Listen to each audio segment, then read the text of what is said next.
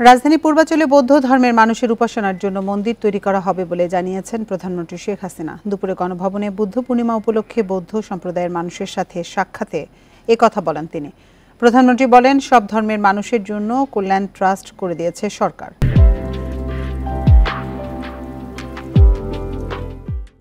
সরকার ধর্মীয় শিক্ষার ব্যবস্থা করেছে জানিয়ে তিনি বলেন, ধর্মচর্চার জন্য ভালো পরিবেশ রয়েছে দেশে। বাংলাদেশ সরকার নেপালে বৌদ্ধ মন্দির নির্মাণ করবে জানিয়ে প্রধানমন্ত্রী আরও বলেন, সেখানে গৌতম বুদ্ধের জন্মস্থান, সে কারণে বাংলাদেশেও গৌতম বুদ্ধের জন্মস্থানে একটি মন্দির তৈরি করে ইতিহাসের অংশ হয়ে থাকতে চায়। এছাড়া তিনি আরও বলেন, ধর্মীয় উন্মাদনা সৃষ্টি করে ৭৫ পরবর্তী সময়ে দেশে অরাজকতা তৈরি করা হয়েছিল। এমনকি সেই সময় রাষ্ট্র ক্ষমতায় যারা ছিল তারা আমাদের দুই বোনের দেশে পর্যন্ত ঢুকতে দেয়নি বলে জানান প্রধানমন্ত্রী শেখ হাসিনা। মাত্র একটা কমলাপুরে ওই একটাই মঠটা অনেকবার গেছি, ওখানে বহুবার গিয়েছি।